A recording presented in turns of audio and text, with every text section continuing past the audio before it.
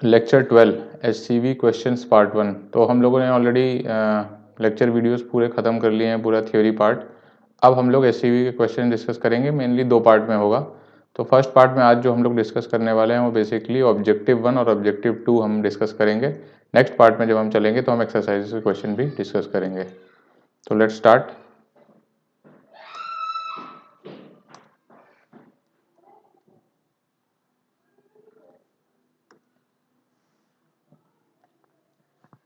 तो ये है सेकंड क्वेश्चन ऑब्जेक्टिव 1 का। फर्स्ट इजी है इसलिए मैंने छोड़ दिया उसे, वो आप लोग कर सकते हैं।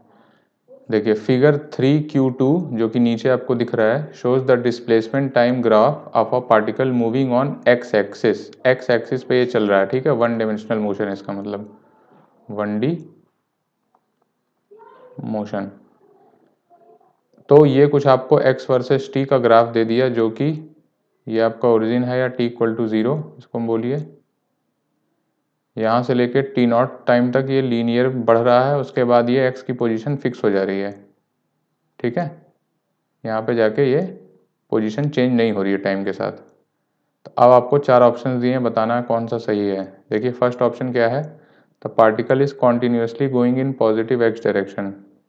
ये तो ऑब्वियसली गलत है। देखो इस पार्ट में 0 से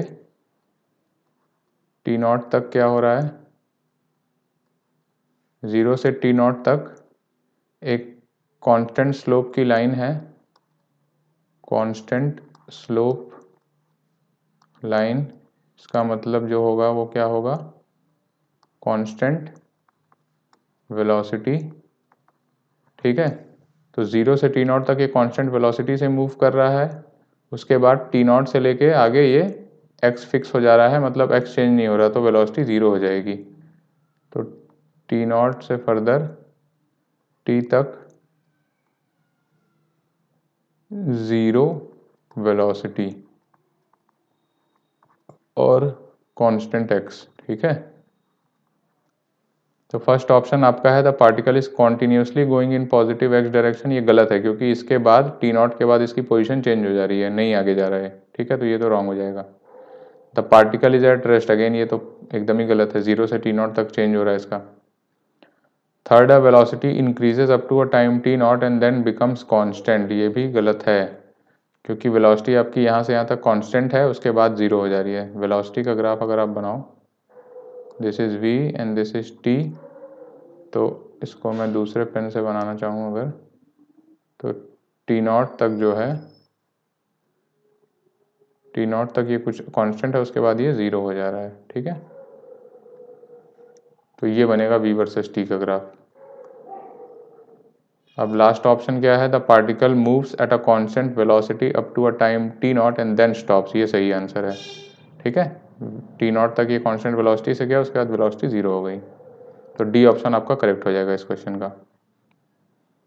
नेक्स्ट क्वेश्चन पे चलते हैं। A particle has a velocity u towards east at t equal to 0। सबसे पहले हम लोग क्या करेंगे, अपना डायरेक्शन बना लेंगे।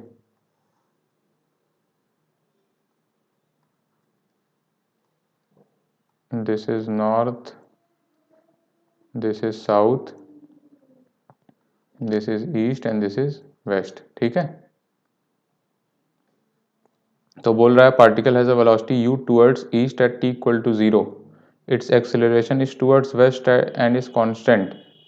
Late xa and x be the magnitude of displacement in first 10 seconds and next 10 seconds। अच्छा ये तो मैंने आपको लेक्चर में ऑलरेडी समझाया हुआ इस टाइप के क्वेश्चंस, एक स्कूटर वाला एग्जांपल भी दिया था आपको। A particle has a velocity u towards east at t equal to 0। यही ओरिजिन को आप मान लीजिए t equal to 0, origin corresponds to t equal to 0, ठीक है। तो यहाँ पे कह रहा है कि इसकी वेलोसिटी है टूवर्ड्स ईस्ट, तो कुछ ये हमने दिखा दिया, ठीक है, u। Its acceleration is towards west, तो एक्सेलरेशन आप इधर दिखा दीजिए, ठीक है। मतलब वेलोसिटी कम होती जाएगी, स्पीड आपकी कम होती चली जाएगी। Let x a and x b the magnitude of displacement in first 10 seconds and next 10 seconds. तो फिर आपको बताना, ये आपको स्कूटर वाला एग्जांपल दिया था कि अगर आप 40 के स्पीड से चल रहे हैं और आपने ब्रेक मारना शुरू किया और 20 सेकंड में स्कूटर को रोक देते हैं, तो फर्स्ट 10 सेकेंड्स में आपकी डिस्प्लेसमेंट ज़्यादा हुई होगी और लास्ट के 10 सेकेंड्स में कम होगी, क्योंकि 40 से घटते घटते घटते सपोज करिए आप 20 आते हैं 10वें सेकेंड तक, तो फर्स्ट 10 सेकेंड्स की एवरेज स्पीड निकालेंगे तो ज़्यादा आएगी, नेक्स्ट 10 सेकेंड्स की कम आएगी। तो इसमें क्या ऑप्शन आ जाएगा कि एक्स से आपका ज़्यादा आएगा। ठीक है, क्यों ज़्यादा आएगा? क्योंकि आपको वेलोसिटी वर्सेस टाइम निकालना है, v वर्सेस t का ग्राफ अगर आप बनाएंगे तो क्योंकि एक्सेलरेशन ऑपोजिट डायरेक्शन में कांस्टेंट वैल्यू है तो वो एक स्ट्रेट लाइन बन जाएगा। ठीक है, सॉरी फॉर द ड्राइंग, इसको मैं एक स्ट्रेट लाइन बनाता हूँ।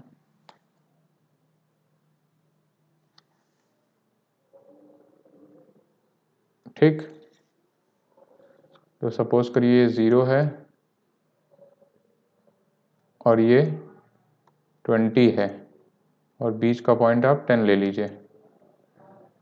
तो ये कुछ आपका सपोज करिए 100 है एंड दिस इज योर 50। ठीक है, तो इस पोर्शन का जो मैं ग्रीन से शेड करने वाला हूँ, इसका एवरेज वेलोसिटी v एवरेज कितना आएगा आपका 50 और 100 प्लस 2 हो जाएगा 75। और जो ये दूसरा हाफ है दिस इज ब्लू, यहाँ पर v एवरेज हो जाएगा 50 प्लस 0/2 इज इक्वल टू 25। और टाइम दोनों में सेम है तो डिस्टेंस किस में ज़्यादा होगा? सपोज करिए x से निकालना है आपको इस केस में, यही एग्जांपल में। सो 75 इंटू 10 और एक्स बी कितना हो जाएगा 25 इंटू 10, तो x से ग्रेटर देन एक्स बी आ जाएगा। ठीक है, इसी तरह से, क्योंकि फर्स्ट हाफ की एवरेज वेलोसिटी ज़्यादा आएगी सेकेंड हाफ से। तो ये हो गया आपका थर्ड क्वेश्चन। लास्ट वाले पे चलते हैं। A person travelling on a straight line moves with a uniform velocity v1 for some time and with uniform velocity v2 for next equal time, the average velocity. ये तो बहुत ही straight forward question है। Average velocity क्या होगा आपका? Displacement upon time displacement net displacement. वो क्या होगा? दोनों डिस्प्लेसमेंट जोड़ दीजिए आप। पहली डिस्प्लेसमेंट क्या होगी? v1t with a uniform velocity for some time and uniform velocity v2 for next equal time, v2t ये भी हो जाएगा अपॉन 2t। तो ये कितना हो गया? v1 plus v2 upon 2।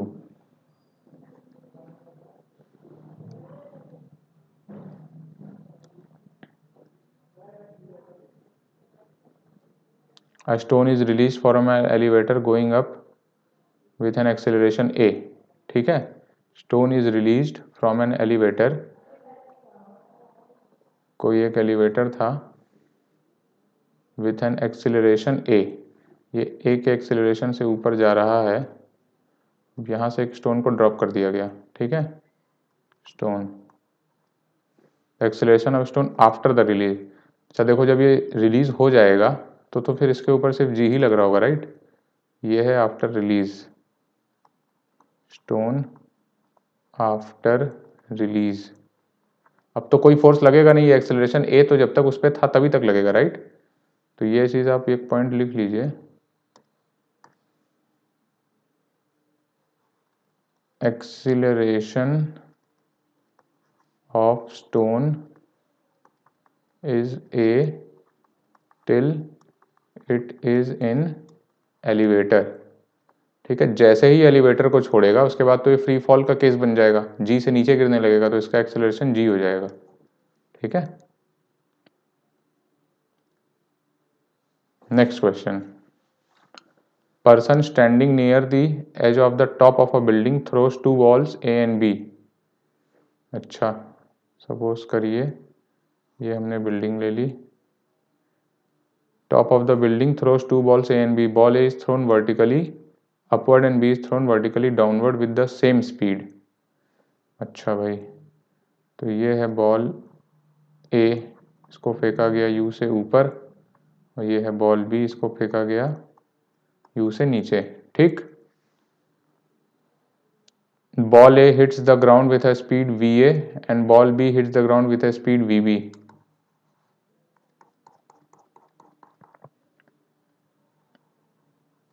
VA VB, इस पॉइंट से ग्राउंड के बीच में अगर आप डिस्प्लेसमेंट वाला फॉर्मूला लगाओगे कि v y is equal to u y plus a y t, ठीक है, तो ये तो आपको पता ही होगा, जब ये ए वाला वापस पलट के इसी पॉइंट पे आएगा तो उसकी फिर नीचे की तरफ वेलोसिटी यू हो जाएगी, ठीक है, और जब ग्राउंड पे गिरेगा तो सेम ही दोनों की स्पीड होनी चाहिए, वी और वी भी बराबर होंगे। इस इक्वेशन का यूज करके आप ये निकाल सकते हो। कैसे? देखो वी वाई आपका ए के लिए लगाओ तो v a is equal to u y, यहां से रेफरेंस ले लो आप, ठीक है, this is y is equal to 0 और ये y एक्सिस ले लो आप, ठीक है, ये y एक्सिस ले लो, तो va का डायरेक्शन नीचे माना हुआ है हमने, ठीक है, तो ये माइनस वी ए हो जाएगा is equal to, initially u क्या है, ऊपर की तरफ है, ऊपर की तरफ अगर है तो ये कितना हो जाएगा, माइनस यू, नहीं sorry plus u plus minus g times, मान लो सपोज करो इसको टी टाइम लग रहा है, ठीक है, या इससे नहीं होगा, सॉरी इसमें टी हमें पता नहीं है, ये वाली इक्वेशन नहीं यूज होगी, सॉरी आपको थर्ड इक्वेशन यूज करनी पड़ेगी, उससे आ जाएगा ये। कैसे? V square is equal to u square plus 2as, तो ए के लिए जब करोगे तो वी ए स्क्वायर आ जाएगा u a square plus 2 minus g times h, और बी के लिए जब करोगे तो फिर आएगा v b square is equal to u b square plus twice of minus g times h. तो देख पा रहे हो आप यहाँ पर स्क्वायर लगा हुआ है, तो अगर कन्वेंशन लोगे भी तो स्क्वायर आ जाएगा, तो वी और वी भी आपका बराबर आएगा क्योंकि ये वाला टर्म और ये वाला टर्म तो बराबर है, ठीक है, यू और यू बी का साइन अलग है लेकिन यू ए यहाँ स्क्वायर लगा हुआ है इसलिए दोनों बराबर हो जाएंगे, ठीक है, तो आपका V A equal to V B आ जाएगा। और वैसे भी आपने प्रोजेक्टाइल में ऑलरेडी पढ़ रखा है कि जब ये स्टोन यू से ऊपर फेंका जाएगा तो जब पलट के इसी हाइट पे आएगा तो ये वापस से इधर ही की तरफ यू पे चलने लगेगा, ठीक है, ये कुछ ऐसे आएगा और यहाँ से फिर सेम हो जाएगा, बी भी नीचे से नीचे की तरफ यू से जा रहा है, ए भी नीचे की तरफ यू से जा रहा है, ठीक। In projectile motion the velocity is always perpendicular to acceleration, एक पर्टिकुलर प्रोजेक्टाइल मोशन कोई भी आप रैंडम ड्रॉ कर लीजिए, ठीक है, ये y मान लो, ये x मान लो, तो कह रहा है कि velocity is always perpendicular to acceleration, acceleration तो आपका हमेशा g होता है नीचे की तरफ, तो वेलोसिटी क्या हमेशा परपेंडिकुलर होती है, ये देखो आप इस तरह जा रहा है, तो ये तो एकदम ही गलत है, is never perpendicular to acceleration, किस पॉइंट पे परपेंडिकुलर होगी, परपेंडिकुलर का मतलब कि जब वेलोसिटी आपकी हॉरिजॉन्टल हो जा रही है, और हॉरिजॉन्टल सिर्फ मैक्स हाइट वाले पॉइंट पे होती है, ठीक है, velocity is perpendicular to acceleration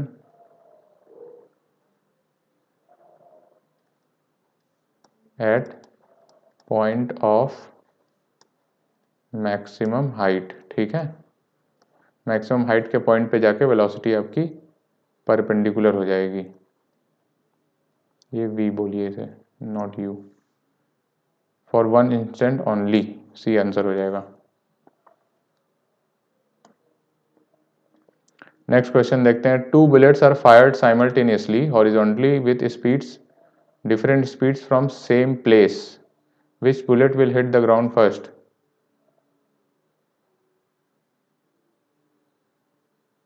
एक कोई लेवल है, ये सपोज करो ग्राउंड है, यहाँ से इसको फेंका गया V1 से और दूसरी बुलेट भी यहीं है, इसको फेंका गया V2 से, डिफरेंट स्पीड्स, तो ये कह रहा है जब हॉरिजॉन्टली फायर कर रहे हो आप तो बोथ केसेस में वर्टिकल वेलोसिटी तो ज़ीरो ही है, ठीक है, तो इक्वल टाइम पे ही तो गिरेंगे, y का डिस्प्लेसमेंट सेम है दोनों में। सपोज करो ये हाइट h है, so uy1 is equal to uy2 is equal to 0, sy1 is equal to sy2 is equal to h।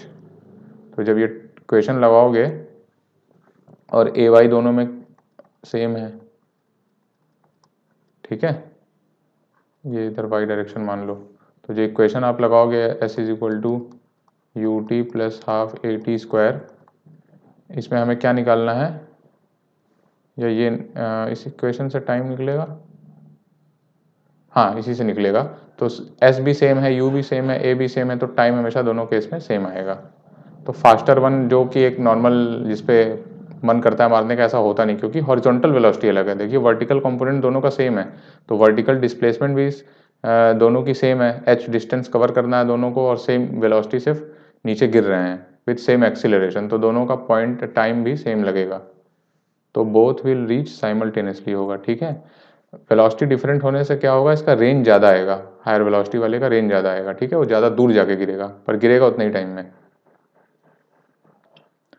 The range of a projectile fired at an angle 15 degree is 50 metre.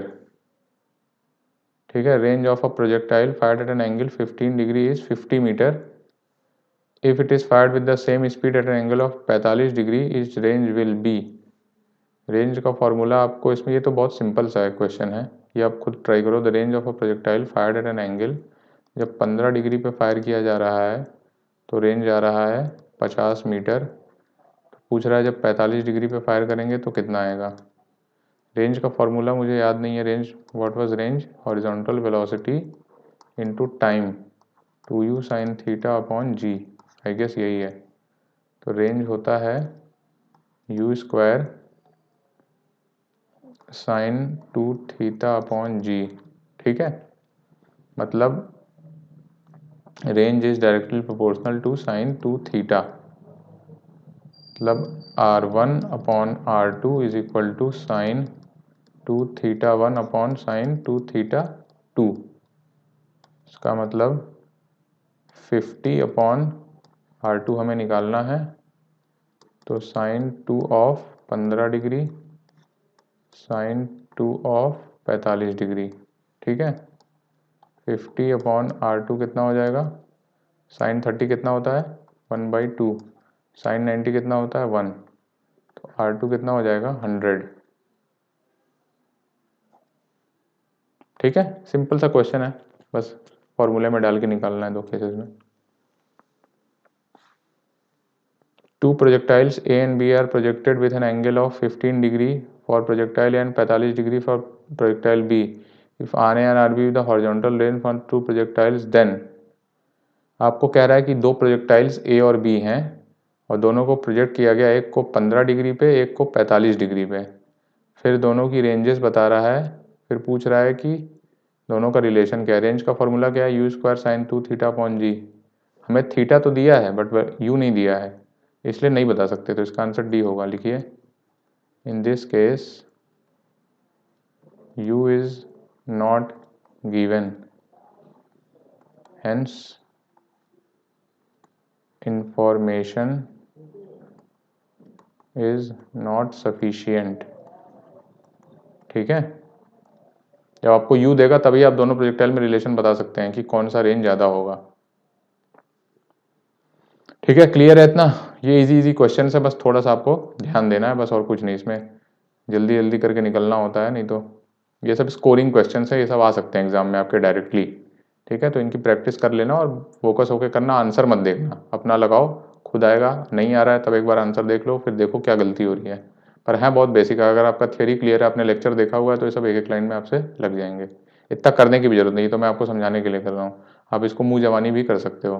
ठीक है, और नहीं हो रहा है तो पहली बार में हमेशा पेन से प्रैक्टिस करके चलना है, स्टेप बाय स्टेप आप लिखिए फार्मूला, स्पीड के चक्कर में मत पड़ना, स्पीड अपने आप खुद पे खुद बन जाएगी। ठीक है,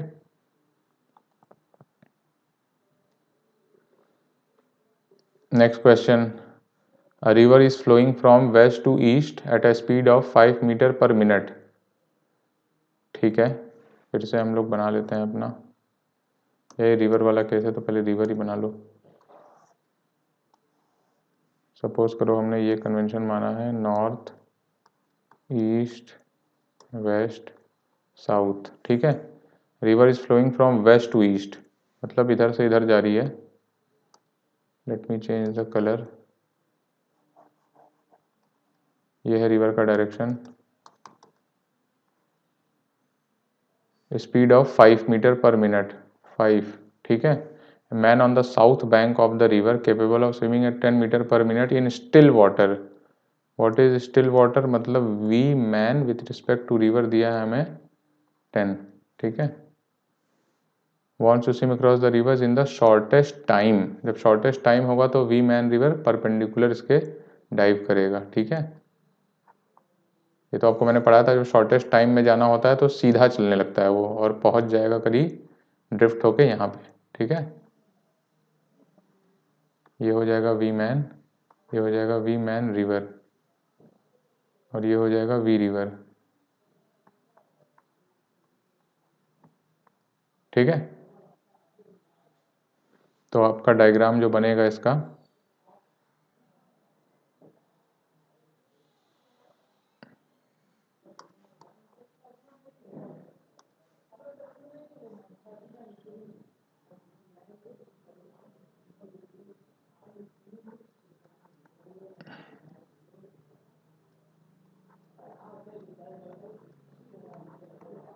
ठीक, he should swim in direction. तो ये तो बहुत ही सिंपल क्वेश्चन है, इसको शॉर्टेस्ट टाइम में पहुंचना है तो ये तो परपेंडिकुलर ही जाएगा, राइट।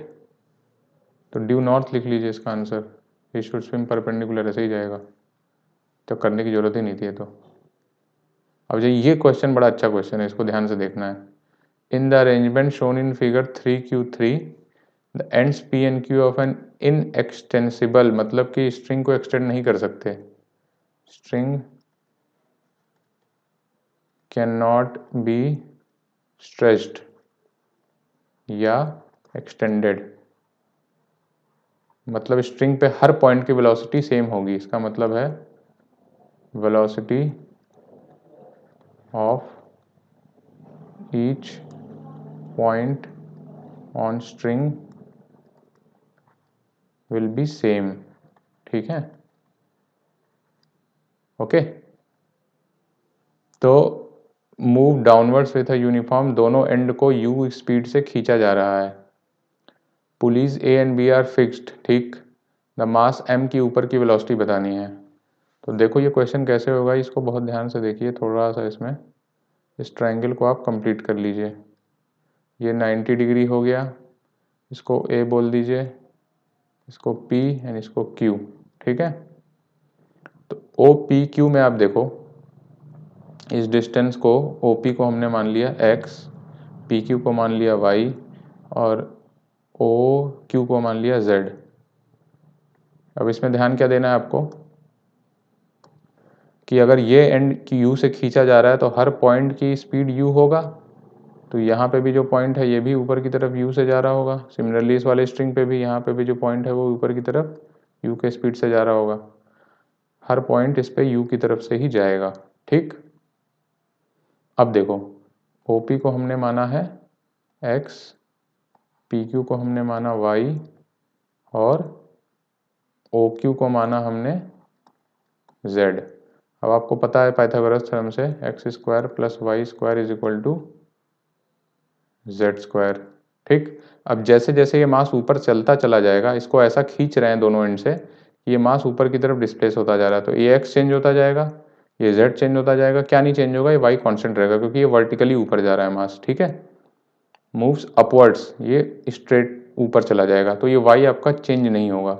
अब क्या करो, आप इसमें दोनों साइड डिफ्रेंशिएट कर दो टाइम के रिस्पेक्ट में, तो ये हो जाएगा 2x dx by D t plus 2y dy by D t is equal to 2z dz by D T.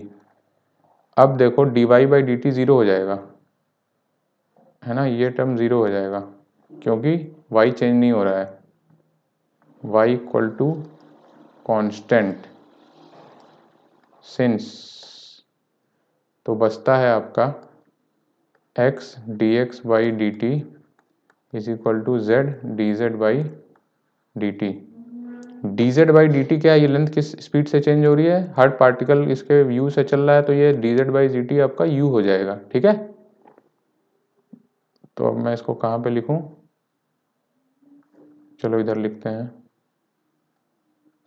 इसका मतलब इसके आगे मैं इधर लिख रहा हूँ x times D x by D t क्या हमें निकालना है, इसको हमने मान लिया v, ठीक है, is equal to z times d z by D t, ये वाली लेंथ किस स्पीड से चेंज हो रही है, u से। ठीक है, तो D z by D T को u होगा। ठीक है, क्योंकि स्ट्रिंग पे हर पॉइंट की वेलोसिटी u से है, जब स्ट्रिंग को u से खींचोगे तो ये वाली डिस्टेंस भी तो u से ही घटेगी, u की रेट से, तो D z by D T आपका u हो जाएगा। इसका मतलब v आ जाएगा आपका जेड यू अपॉन एक्स। ठीक है, तो जेड यू अपॉन एक्स आ जाएगा जब, तो u और क्या, z बाई एक्स क्या है, z अपॉन एक्स। इस फॉर्मूले को देखिए, z अपॉन एक्स की वैल्यू क्या होगी, ये एंगल थीटा है, तो this angle is also theta. तो what is z upon X, z upon X is nothing but 1 upon cos theta, तो ये हो जाएगा u अपॉन कॉस थीटा। ठीक है, v की वैल्यू, तो इसका आंसर हो जाएगा बी पार्ट। ठीक है, तो ये थोड़ा सा ट्रिकी है, आपको इसमें ये ट्रायंगल बना के आपको इससे कंफ्यूज कंपोनेंट्स नहीं निकालने लगना है इसमें, क्योंकि ये फोर्स नहीं है, इस केस में आपको दोनों तरफ से खींचा जा रहा है, और मास की वेलोसिटी वो होगी जिस रेट से ये खुद ऊपर बढ़ रहा है, तो जिस रेट से इसकी वर्टिकल डिस्टेंस कम हो रही होगी वही इसकी वेलोसिटी होगी। ठीक है, तो v is equal to d x by D t, यही मेन है, ये आपने लिख लिया तो बाकी आप निकाल लोगे।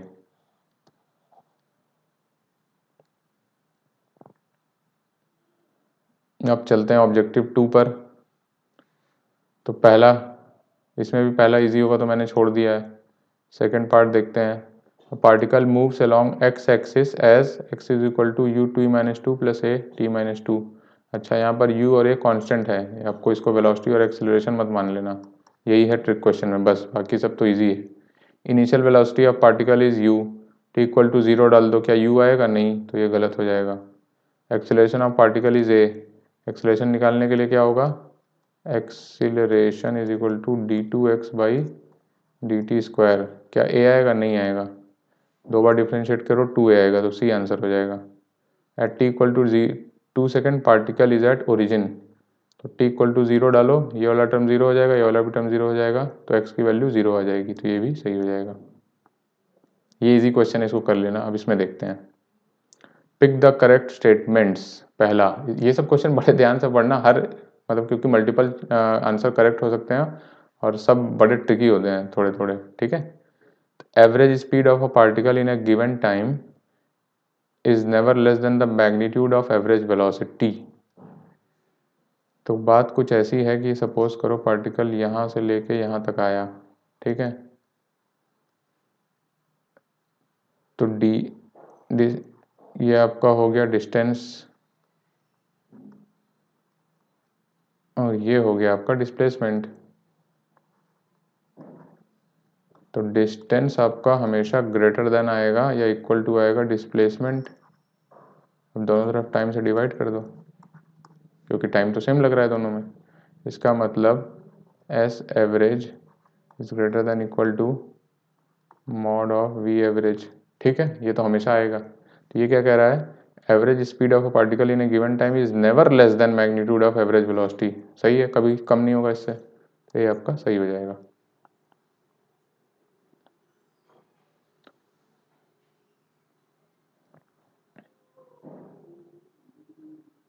बी पार्ट है, it is possible to have a situation in which dv by dt is not equal to zero but dv by dt is equal to zero. सबसे पहले बताओ what is this term, magnitude of dv by dt क्या होता है, acceleration, dv by dt acceleration हुआ, अब उसका magnitude मतलब कि एक्सीलरेशन नॉन जीरो है, magnitude of acceleration, but and ये क्या है आपका, मैग्नीट्यूड ऑफ वेलोसिटी क्या होता है, स्पीड, स्पीड जो है, it is possible to have a situation in which dv/dt का मैग्नीट्यूड आपका ज़ीरो नहीं है, ठीक है, मतलब कि एक्सेलरेशन का मैग्नीट्यूड कभी भी ज़ीरो नहीं है, but d/dt of speed is zero, ये हो जाएगा ds/dt, ठीक है।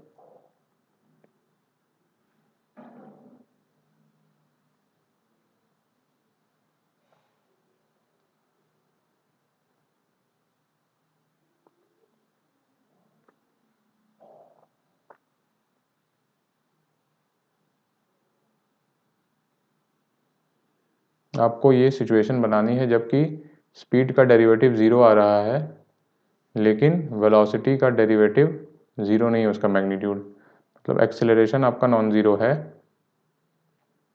ठीक है। एक सर्कुलर मोशन ले लो इसको, हाँ हो जाएगा।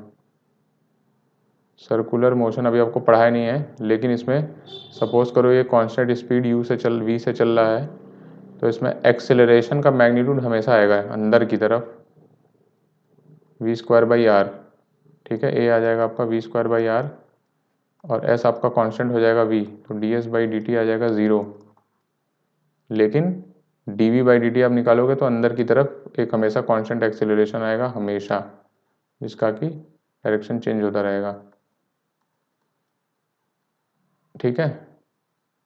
तो ये क्वेश्चन यही से बन जाएगा सर्कुलर मोशन में, सेंट्रीपिटल एक्सेलरेशन बोलते हैं इसे, सेंट्रीपिटल एक्सेलरेशन आगे पढ़ाया जाएगा आपको। तो वो यही केस है कि एक्सेलरेशन आपका नॉन ज़ीरो होगा लेकिन स्पीड चेंज नहीं हो रही होगी, तो it is possible to have a situation, कब, सर्कुलर मोशन। सी क्या है, average velocity of a particle is zero in a time interval, average velocity zero है, मतलब इनिशियल डिस्प्लेसमेंट और फाइनल डिस्प्लेसमेंट सेम है। It is possible that the instantaneous velocity is never zero in the interval. हाँ ये तो सही है, मान लो कुछ पार्टिकल ऐसे चला, वापस इसी पोजीशन पे आ गया, इंस्टेंटेनियस वेलोसिटी कभी भी ज़ीरो नहीं थी इस इंटरवल में। The average velocity of a particle moving on a straight line is zero in a time interval. The average velocity of a particle moving on a straight line, अब इस बार straight line लगा दिया है, is zero in a time interval. It is possible that the instantaneous velocity is never zero in time interval.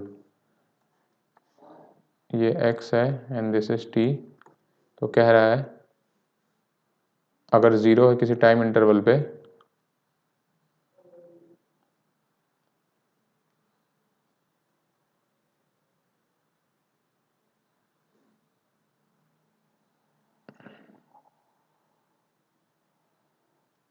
क्या ऐसा हो सकता है कि कभी इंस्टेंटेनियस वेलोसिटी ज़ीरो ना रही हो। देखो इस केस में अगर सपोज करो स्ट्रेट लाइन में जा रहा है, तो कुछ ऐसा स्ट्रेट लाइन अगर बनाऊँ मैं, इसका एक स्ट्रेट लाइन बना के दिखाते हैं आपको। सपोज करो ये जितना आगे जाएगा, एवरेज वेलोसिटी कब ज़ीरो होगी, जब ये जितना आगे जाए उतना ही पीछे आ जाए, ठीक है। The average velocity of a particle moving on a straight line is zero in a time interval. इस टाइम इंटरवल में मतलब ये जहाँ से शुरू किया वहीं पे ख़त्म होगा, तभी ज़ीरो आएगी। तो इस केस में इसको डायरेक्शन हमेशा पलटना पड़ रहा है, ठीक है, डायरेक्शन इसको पलटना पड़ रहा है, यहाँ से पलटना पड़ रहा है, मतलब ये u से जा रहा है, अब ये कुछ v1 से कुछ भी है, ये u1 मान लो तो ये u2 मान लो, यहाँ से इसको डायरेक्शन चेंज करना पड़ रहा है। तो डायरेक्शन चेंज तो तभी होगा जब यहाँ पे जाके मोमेंटली ये रुके फिर वापस पलटी मारे, ठीक है। इसका मतलब वहाँ पे जाके इसे स्टॉप करना पड़ेगा। तो लिखिए particle will have to stop at A and then turn back, ठीक है। इसका मतलब VA ज़ीरो हो जाएगा V पे वेलोसिटी। तो ये कह रहा है it is possible instantaneous velocity is never zero, तो ये गलत हो जाएगा। अब ये इसके लिए एक कंडीशन है कि इनफाइनाइट एक्सेलरेशंस आर नॉट अलाउड, मतलब कि V1 पे गया और उसी मोमेंट पे इसकी पलट गई वेलोसिटी V2 बिना रुके, तो वो वाला केस नहीं है, नॉट अलाउड इसीलिए लिखा है। अगर इनफाइनाइट एक्सेलरेशन अलाउ हो जाएगा तो क्या हो जाएगा, जिस पॉइंट पे इसकी V1 थी उसी पॉइंट पे V2 आ जाएगी ऑपोजिट डायरेक्शन में इनफाइनाइट एक्सेलरेशन से, ठीक है। तो ये वाला केस आपका हो जाएगा कि इसको क्योंकि रुकना पड़ रहा है डायरेक्शन चेंज करने के लिए, इसलिए यहाँ पर इंस्टेंटेनियस वेलोसिटी ज़ीरो आएगी, ठीक है। पहले इस वाले थर्ड वाले केस में ऐसा नहीं ज़रूरी है, वो जाएगा फिर वहाँ पे उसी पॉइंट पे वापस से फिनिश करेगा, ठीक है। उसको वापस नहीं आना पड़ा क्योंकि ये 1D मोशन नहीं है, इसमें भी 3D मोशन, इसमें भी 2D मोशन। तो फाइनल डिस्प्लेसमेंट और इनिशियल डिस्प्लेसमेंट सेम पॉइंट पे आ सकते हैं, घूम घाम के आएगा, कुछ यूँ यूँ करके ऐसे करके आ जाएगा, ठीक है। एक्स वाई 2D मान लो, 3D मान लो, ठीक है। तो कहीं से पलटना नहीं पड़ रहा है, तो यहाँ पर ये पॉसिबल है, यहाँ पर ये पॉसिबल नहीं है, ठीक है। अब नेक्स्ट क्वेश्चन पे चलते हैं। एन ऑब्जेक्ट में हैव वैरिंग स्पीड, मतलब स्पीड चेंज हो रही है विदाउट हैविंग वैरिंग वेलोसिटी। ये तो बहुत ही बेवकूफ़ी वाली बात है, स्पीड चेंज होगी तो वेलोसिटी चेंज होगी ही होगी। Varying velocity without having varying speed बिल्कुल हो सकता है। कहाँ हो सकता है? सर्कुलर मोशन में आपकी स्पीड कांस्टेंट रहती है लेकिन वेलोसिटी चेंज हो रही है क्योंकि डायरेक्शन आपकी चेंज होगी। Non zero acceleration without having varying velocity, non zero acceleration without having varying velocity, जब आपकी वेलोसिटी चेंज होगी तो एक्सेलरेशन तो होगा ही ना। तो जब वेलोसिटी, ये क्या कह रहा है? विदाउट हैविंग वैरिंग वेलोसिटी, मतलब वेलोसिटी कांस्टेंट है अगर, तो एक्सेलरेशन तो जीरो आना ही पड़ेगा, तो ये तो गलत हो गया। Non zero acceleration without having varying speed, अब देखो स्पीड चेंज नहीं हो रही है लेकिन एक्सेलरेशन होगा अगेन सर्कुलर मोशन वाला, तो यहाँ पर डी भी सही हो जाएगा और बी भी सही हो जाएगा, ठीक है।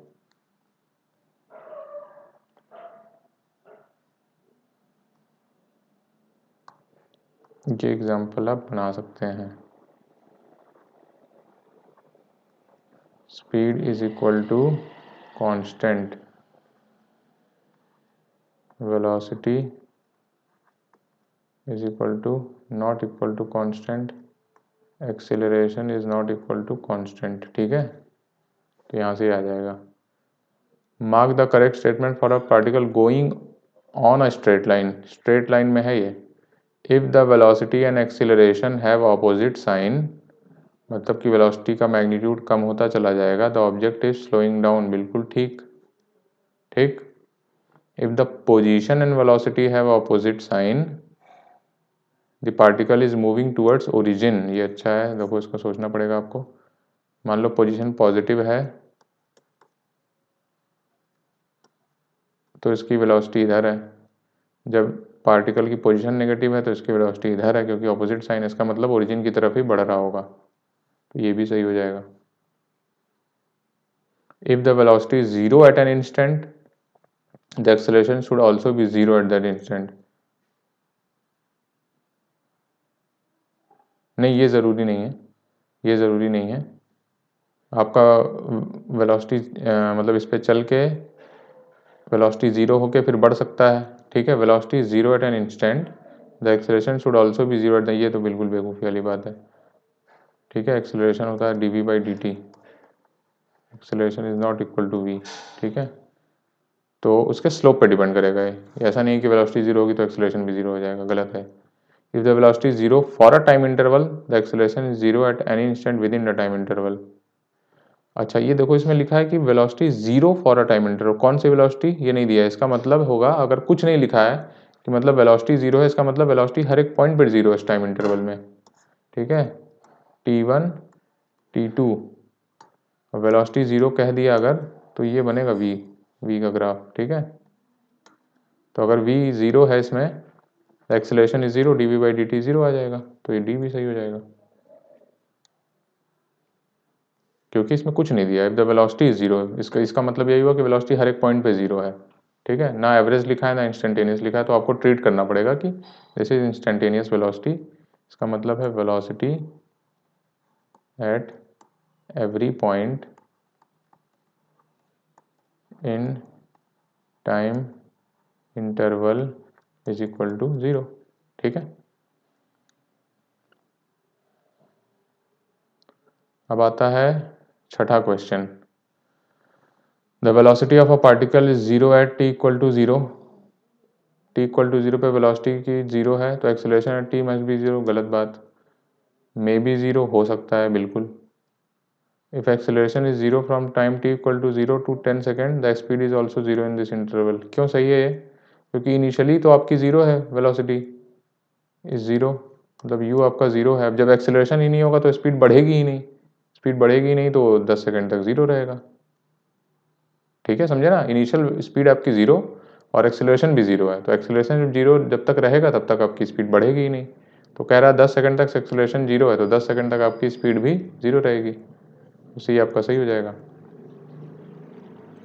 If the speed is 0 from t equal to 0 to 10 second the acceleration is also, अब ये इसका रिवर्स हो गया, अगर यू टी इक्वल टू 0 से टी इक्वल टू 0 पे यू इक्वल टू 0 है और यहाँ तक टी इक्वल टू 10 पे यू इक्वल टू 0 है, मतलब कि you final minus you initial करोगे तो कितना आएगा 0, तो एक्सेलरेशन भी 0 हो जाएगा। ठीक है भाई, स्पीड नहीं चेंज हो रही किसी इंटरवल में, कांस्टेंट रह रही है, तो एक्सेलरेशन क्या होगा 0 होगा। नेक्स्ट क्वेश्चन पे चलते हैं। Mark the correct statements, the magnitude of velocity of a particle is equal to its speed. Velocity of a particle का मैग्नीट्यूड क्या होता है, स्पीड के बराबर, ठीक है। The magnitude of average velocity in an interval is equal to its average speed in that interval. नहीं, ये गलत बात है। स्पीड किससे निकलती है, फंक्शन ऑफ डिस्टेंस, और वेलोसिटी किससे निकलती है, फंक्शन ऑफ डिस्प्लेसमेंट। तो distance may not be equal to greater than equal to displacement आएगा, ठीक है। इसलिए S average greater than equal to V average का मैग्नीट्यूड आएगा, ठीक है, इक्वल नहीं आएगा ये। It is possible to have a situation in which speed of a particle is always zero but average speed is not zero. ये तो एकदम ही बेवकूफ़ी वाली बात है भाई, जब हमें स्पीड जीरो है उसकी हर पॉइंट पे, तो एवरेज भी तो जीरो ही आएगा, ये तो गलत हो जाएगा। It is possible to have a situation in which speed of the particle is never zero but the average speed in an interval is zero. अच्छा, ये अच्छा पॉइंट है, ये बताओ कि if the possible to have situation कि किसी time interval में, किसी टाइम इंटरवल t1 से t2 के बीच में स्पीड कभी जीरो नहीं हो रही है, स्पीड कभी जीरो नहीं हो रही है, क्या एवरेज स्पीड जीरो आएगी। It is possible to have a situation in which speed of the particle is never zero but the average speed in an interval is zero. क्या ऐसा हो सकता है, नहीं हो सकता ऐसा, क्योंकि आप सारे स्पीड का 10 इंटरवल 10 इसमें पॉइंट्स निकालो और 10 का एवरेज कर लो, तो वही तो होगा एवरेज स्पीड। तो कभी भी जब आपका जीरो ही नहीं है तो उनका एवरेज भी कैसे जीरो आएगा, तो ये भी गलत हो जाएगा, ठीक है। तो इसमें क्या बचता है, सिर्फ ए आंसर बचता है, ठीक। यहाँ वेलोसिटी नहीं है, ध्यान देना, ये स्पीड लिखा है। वेलोसिटी के केस में ऐसा हो सकता है डायरेक्शन क्योंकि वहाँ आ जाती है, पर कभी स्पीड नहीं जीरो हो रहा तो एवरेज स्पीड भी कभी जीरो नहीं होगा, ठीक है।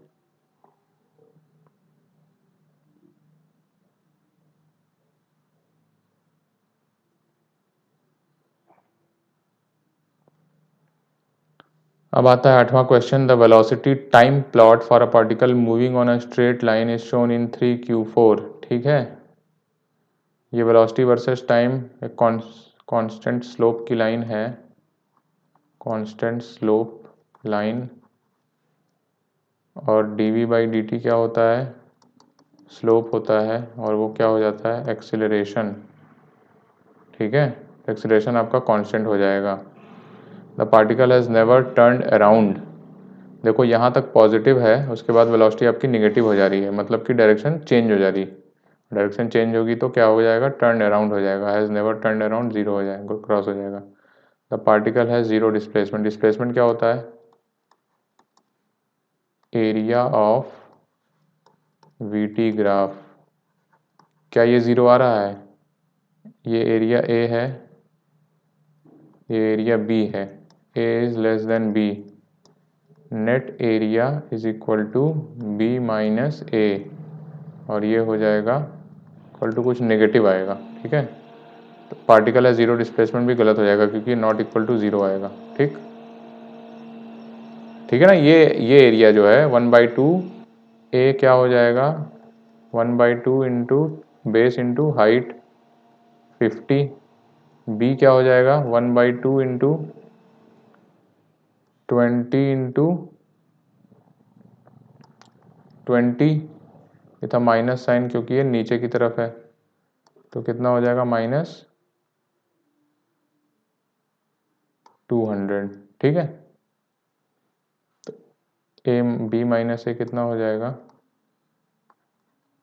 -150, ठीक है, तो ये गलत हो जाएगा। The average speed in the interval 0 to 10 second is same as average speed in the interval 10 second to 20 second.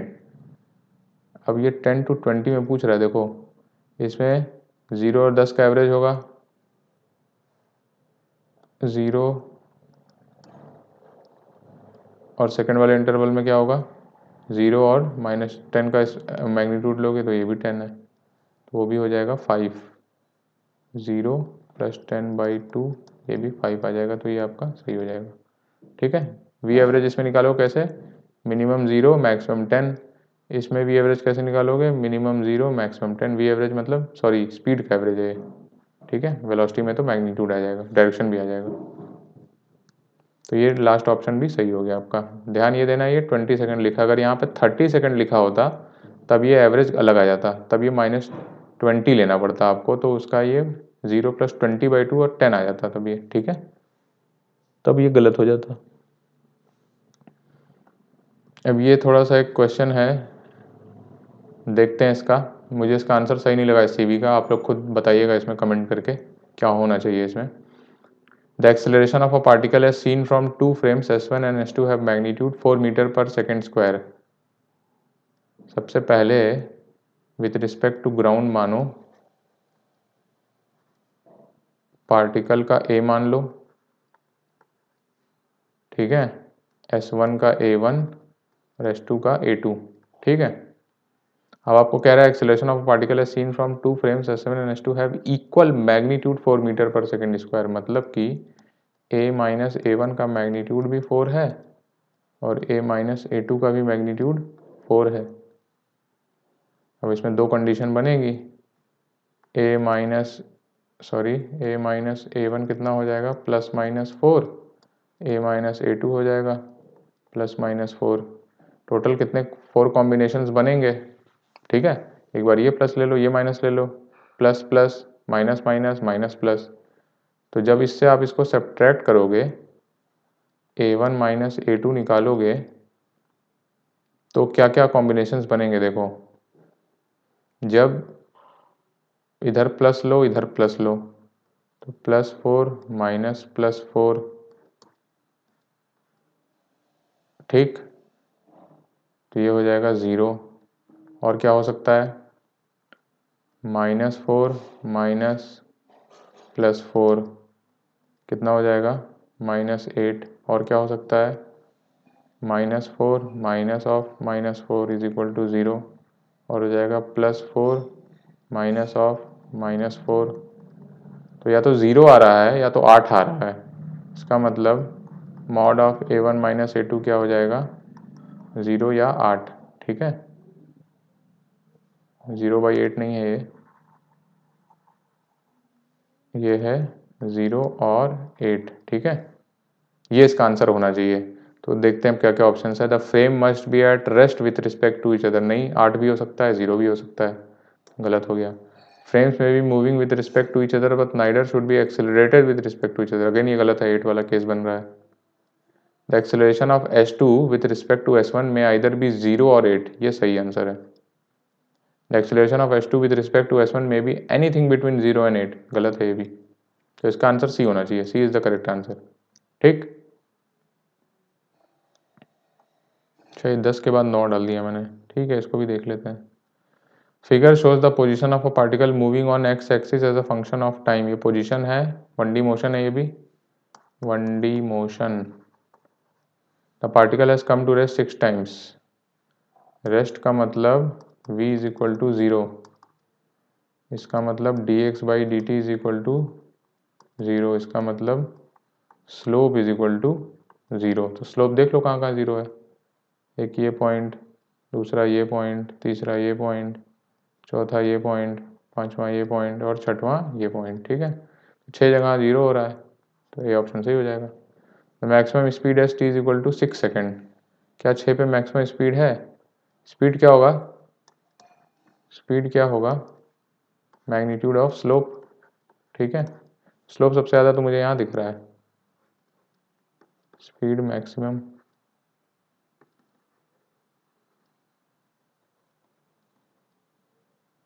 तो ये तो गलत हो जाएगा, the velocity remains positive for t is equal to 0 to t equal to 6 second. 6 second तक velocity positive है क्या? नहीं, इस पार्ट में निगेटिव है। ये देखो ऐसे आ रहा है v is equal to negative, क्योंकि स्लोप आपका निगेटिव हो गया। v is equal to negative where slope is negative. ठीक है। The average velocity for total period shown is negative. The average velocity for total period shown is negative. Average velocity कैसे निकलेगा? ये थोड़ा सा ट्रिकी क्वेश्चन है। ये तो गलत हो गया आपका, राइट, ये भी गलत है। Average velocity is equal to net displacement upon time. Net displacement क्या है? Final position minus initial position. अब ये दोनों आपको पॉइंट पता होना चाहिए, या तो आप ग्राफ से एक्स्ट्रापोलेट करो। ये कुछ ऐसा आएगा, ये मान लो 15 है, ये 12 है, तो ये हो जाएगा आपका 12 माइनस 15 अपॉन टी, तो -3 अपॉन टी। तो average velocity total period is negative आ जाएगी आपकी। ठीक है answer. Okay,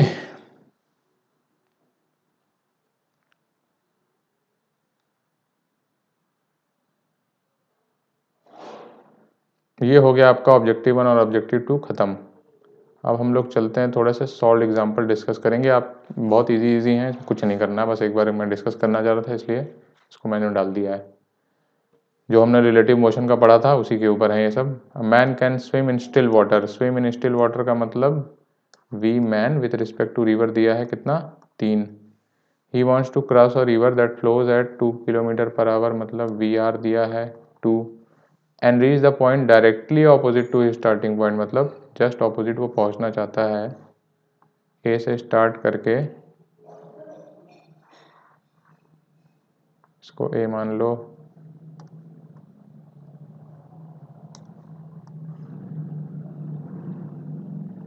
this is your A point, this is your B point. इसको ऐसे पहुंचना है finally. In which direction should he try to swim? Okay, तो ये तो आपका वी रिवर है, V R is equal to 2। V man with respect to river 3 दिया है और पूछ रहा है उसकी डायरेक्शन क्या होनी चाहिए, तो ऑब्वियसली वो किसी थीटा एंगल पे होगा। ठीक है, V man with respect to river is equal to 3, और ये हो जाएगा आपका थीटा एंगल। ये हो जाएगा वी आर और ये बन जाएगा वी मैन, 90 डिग्री पे ऑपोजिट पहुंचने के लिए। तो देखो वी मैन हो जाएगा ट्रायंगल रूल से V M R plus V R. ठीक है, ट्रायंगल रूल से। अब इस ट्रायंगल को बना लीजिए। यहाँ पे ये एंगल थीटा है, ये वी एम है, पता नहीं हमें, ये वी आर है 2 एंड दिस इज 3। तो क्या दिख रहा है इससे? Sine theta equal to 2/3। In which direction should you try to swim? तो थीटा आपका आ जाएगा साइन इनवर्स 2/3।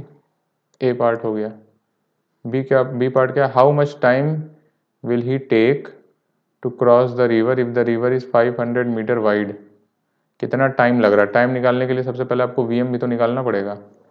बी पार्ट निकालने के लिए time is equal to displacement upon V vertical, V Y लिख लो। तो डिस्प्लेसमेंट अपॉन वी एम, पूरा का पूरा वर्टिकल ही है, वी एम का कोई कंपोनेंट है ही नहीं। अब वी एम की वैल्यू कैसे निकालोगे? वी एम की वैल्यू हो जाएगी 3 cos theta, right, 3 cos theta. ठीक है, जब साइन थीटा 2/3 है तो कॉस थीटा कितना हो जाएगा? √1 माइनस 4/9, या इसको मैं डायरेक्ट लिख रहा हूँ, इतना समझ रहे होगे आप। 2/3 का स्क्वायर निकाल लो। Cos theta is equal to 1 minus sine square theta का √ is equal to 1 minus,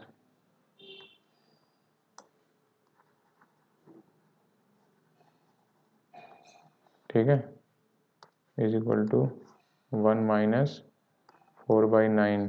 is equal to √5/3, ठीक है। तो ये कितना हो जाएगा, 3 इंटू √5/3 इज इक्वल टू √5। तो टाइम हो जाएगा अपना वर्टिकल डिस्प्लेसमेंट 500 मीटर अपॉन √5 की स्पीड से जा रहा है। हो गया आंसर, निकाल लेना आप लोग, ठीक है।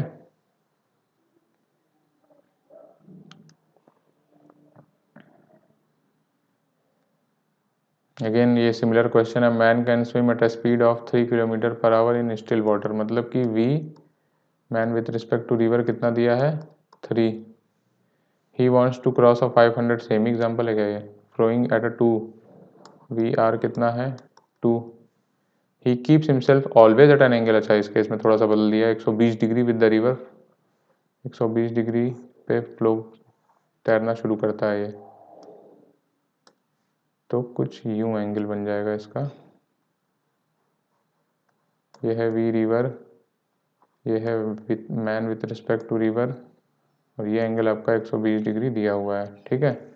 अब पूछ रहा है find the time he takes to cross the river at what point the bank he will arrive. मतलब अब जरूरी नहीं कि ऑपोजिट पॉइंट पे पहुंच रहा हो, अब हो सकता है कुछ इसका रिजल्टेंट यूं आ रहा हो वी मैन, ठीक है।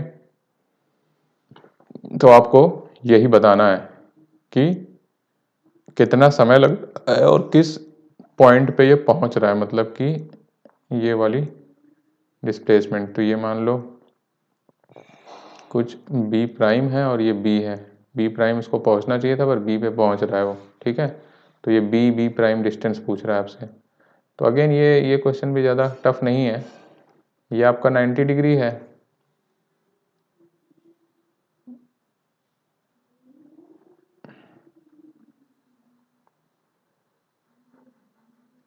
ये 120 डिग्री था, तो this is your 30 and this is your 90, ठीक है।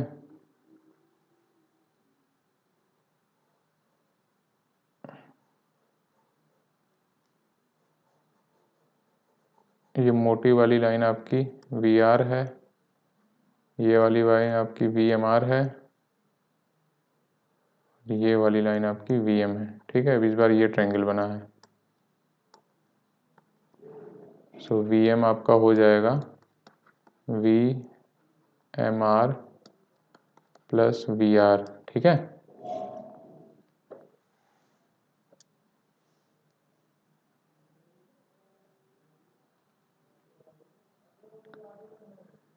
तो अब ये एंगल 30 है, तो आप सपोज कर लीजिए ये वाला, ये कैसे निकलेगा, दिस इज योर 3, ओके ठीक है, ये 30 है, तो ये भी आपका आसानी से कर सकते हैं, कैसे देखो।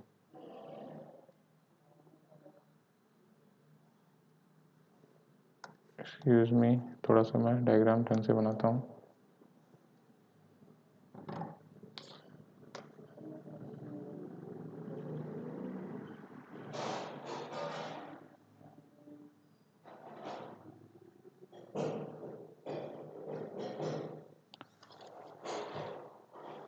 ये मेरा पूरा डिस्टेंस 2 था, ये मेरा हाउ मच 3, और ये 30 है, तो ये वाली डिस्टेंस हो जाएगी 3 साइन 30, 3 साइन 30, और ये पूरी डिस्टेंस मेरी कितनी है 2। तो अब मैं इसको मान लेता हूँ u1, और ये तो vr दिया ही हुआ है, ठीक है। तो u1 is equal to 3 sine 30 is equal to 3/2। ये वाला जो पार्ट है, अब इस ट्रायंगल में आते हैं, दिस इज योर vm, ये हो जाएगा u2 is equal to vr minus u1, कितना हो जाएगा 2 माइनस 3/2, तो 4 माइनस 3 1/2 आ जाएगा, ठीक है।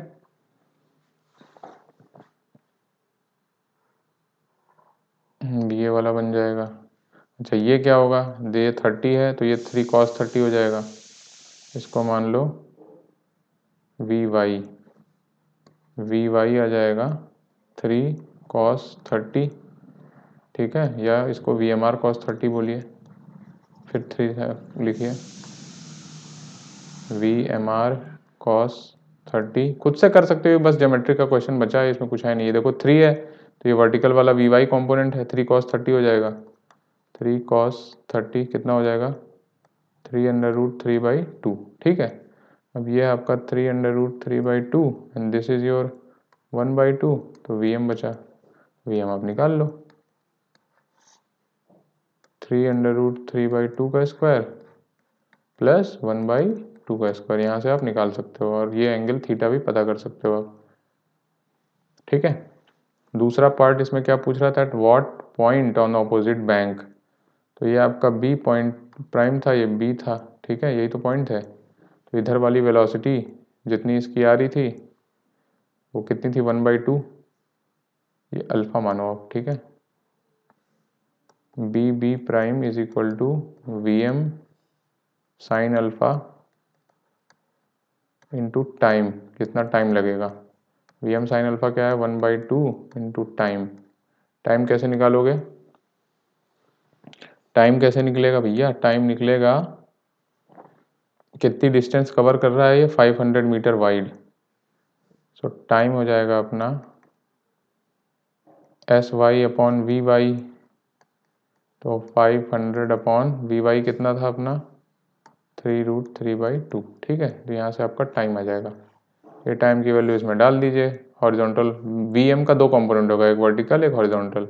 वर्टिकल आपने यहाँ से निकाल लिया 3 cos 30 से, जो कि 3√3/2 आ गया, और हॉरिजॉन्टल कंपोनेंट यहाँ से निकाल लिया, that is 1/2।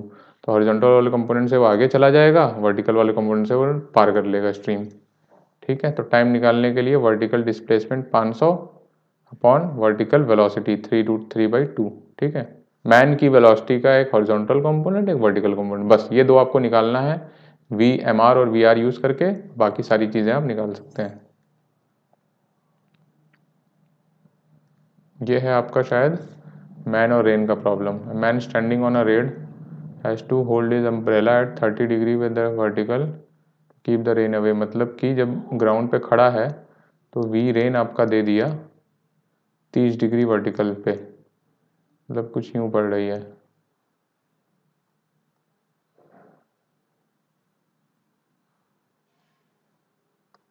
We rain and this is your 30 degree.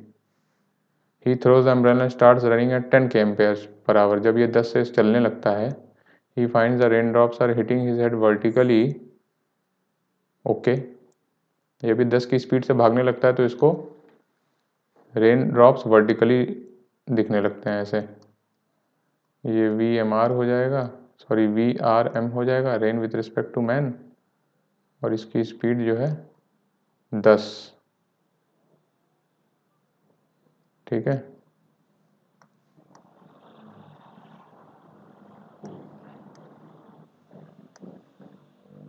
दूसरा केस को दूसरे कलर से बनाते हैं, वी आर एम, हॉरिजॉन्टल वाला क्या है, वी मैन है, राइट। वी मैन आपका कितना हो जाएगा 10, और वी आर वर्टिकली, ये हमें नहीं पता है, इसको 90 डिग्री को इस पर दिखने लगते हैं। तो वी रेन तो कांस्टेंट रहेगा, वो तो पहले भी 30 पे गिर रहा था, अभी भी 30 पे गिर रहा होगा, तो इसको बना दीजिए आप, V rain and this is your 30, हो गया। वी आर निकाल लो आप, V R upon V M is equal to 1 upon sine 30, ठीक है। तो वी आर हो जाएगा आपका वी एम टाइम्स 2, तो हो जाएगा 20। Find the speed of rain drops with respect to road, आपका आ गया 20, and the moving man V R M भी निकालना है, वी आर एम क्या हो जाएगा आपका, V R M upon V M is equal to 1/1030, तो वी आर एम हो जाएगा Vm/1030 इज़ 1/√3 आई गेस। देख लेना ये चीज़, मुझे ध्यान नहीं है इसका। Vm आपका कितना दिया हुआ है, 10√3 हो जाएगा ये, ठीक है। तो ये आंसर आ गया, ये आंसर आ गया। बड़े सिंपल सा क्वेश्चन है। जब ये 10 से भागने लगा तो इसको रिलेटिव में रेन वर्टिकली दिखने लगी, तो आपको वर्टिकल एरो बना लेना है, rain with respect to man. और जब ये ग्राउंड पे खड़ा हुआ था, मतलब जब स्टिल था, तो रेन जो है 30 डिग्री पे दिख रही थी। इसका मतलब ग्राउंड के रिस्पेक्ट में रेन 30 डिग्री पे आ रही है। तो दोनों केस में वी रेन तो कांस्टेंट रहेगा, रेन तो अपने स्पीड से ही गिरेगी और 30 डिग्री पे ही गिरेगी। मैन को अलग दिखने लगा इस बार, बस। तो ये आप एक ट्रायंगल बना लेंगे, एक एंगल दिया, एक साइड दिया, बाकी चीज़ें आप निकाल सकते हैं इसमें।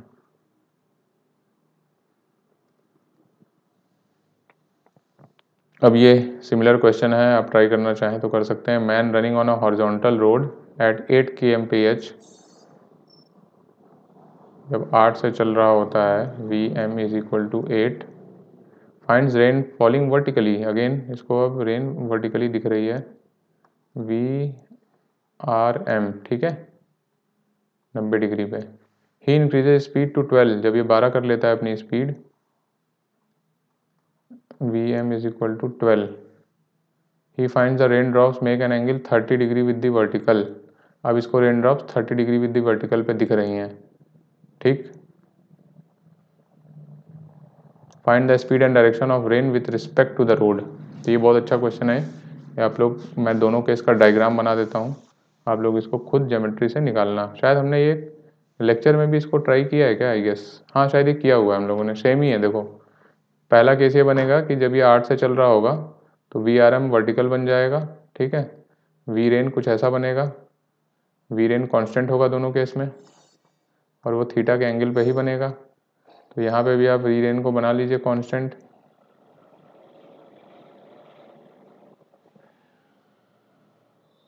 वी रेन यहाँ पे भी कांस्टेंट होगा और वो थीटा के एंगल पे ही होगा। पर यहाँ पर अब वी आर एम आपका चेंज हो जाएगा, ठीक है। वी आर एम आपका ये हो जाएगा, वी आर एम, ये वी रेन हो गया, and this is V M. ये एंगल आपका कांस्टेंट रहेगा थीटा, बट ये एंगल आपका इस बार दिया है कि 30 डिग्री है। तो ये दो आपके क्वेश्चंस बन गए। वी आर कांस्टेंट होगा दोनों केस में, और ये एंगल थीटा कांस्टेंट होगा। तो आप एकदम बिंदास ये क्वेश्चन कर सकते हो, ठीक है। ये हमने लेक्चर में भी डिस्कस किया था, अब आप खुद प्रैक्टिस करना। देखो, दो, ये theta as it is theta है, ये वी आर आपको as it is V R है, ये वी आर एम रहेगा वर्टिकल वाला, ये वाला 8 है।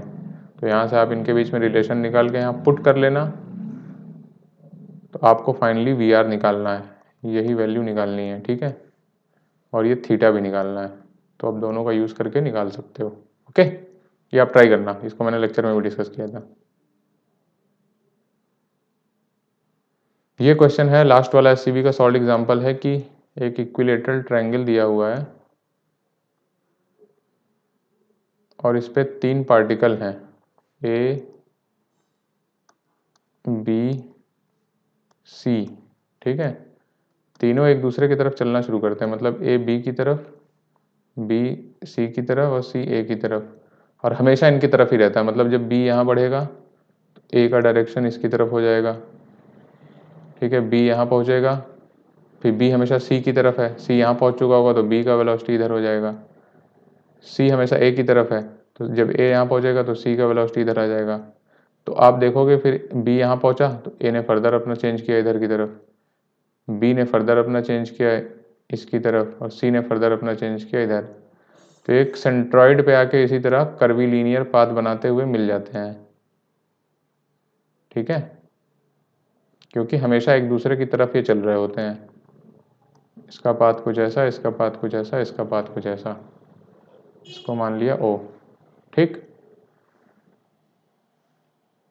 ए has its velocity along A B, B की तरफ, B along B C, and C along C A, ठीक है। At what time will the particles meet each other. ये एक लाइन में क्वेश्चन हो जाएगा, आपको पढ़ाया था वेलोसिटी ऑफ अप्रोच, कि जिस ये अगर ए और बी हैं is equal to component of velocity, not velocity, relative velocity,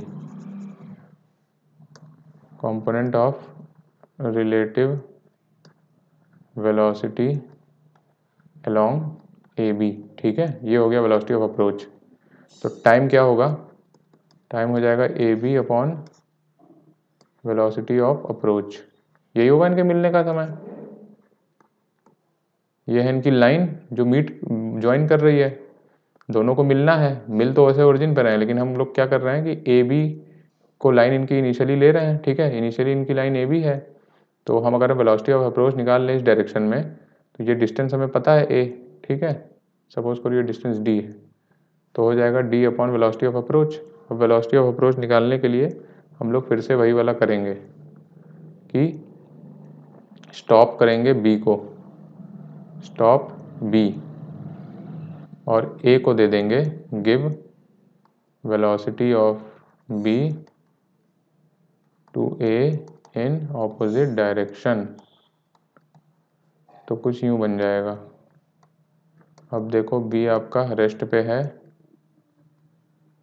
A की वेलोसिटी एक इधर V से है, और B जो इधर चल रहा था V से इनिशियली, वो हमने सब इनिशियली V से चल रहे हैं। ठीक है, ये भी V से, ये भी V से, ये भी V से, तो ये जो इधर V से चल रहा था वो हमने इसको V दे दिया। क्योंकि इक्विलेटरल ट्रायंगल है तो ये एंगल कितना हो जाएगा, 60 डिग्री। ठीक है, अब बताओ रिलेटिव वेलोसिटी क्या होगी अलोंग AB। एक तो ये V है, प्लस इस V का इधर कंपोनेंट कितना हो जाएगा, V cos ऑफ 60। कितना हो गया ये, V plus V/2 is equal to 3V/2। अब जब टाइम निकालोगे आप, टाइम आ जाएगा D अपॉन 3V/2, तो TD/3V आंसर हो जाएगा। ठीक है, इसको इसी तरह से करना हमेशा। आपको देखना है A और B को मिलना है तो लाइन ज्वाइन कर दीजिए, इसके अलॉन्ग इनकी वेलोसिटी ऑफ अप्रोच का कंपोनेंट निकाल लीजिए। ठीक है, या उसी को सॉरी वेलोसिटी ऑफ अप्रोच बोलते हैं। तो रिलेटिव वेलोसिटी इनकी निकाल के, और जो लाइन ज्वाइनिंग है उसके अलॉन्ग जो कंपोनेंट निकालेंगे that will be my velocity of approach. तो वेलोसिटी ऑफ अप्रोच से जितनी डिस्टेंस इनको कवर करनी है आपस में वो डिवाइड कर दीजिए, तो 2D/3V आंसर आ जाएगा। ठीक है, आज के लिए इतना ही। अब नेक्स्ट पार्ट में हम एक्सरसाइजेस के क्वेश्चन डिस्कस करेंगे। ठीक, चलो बाय।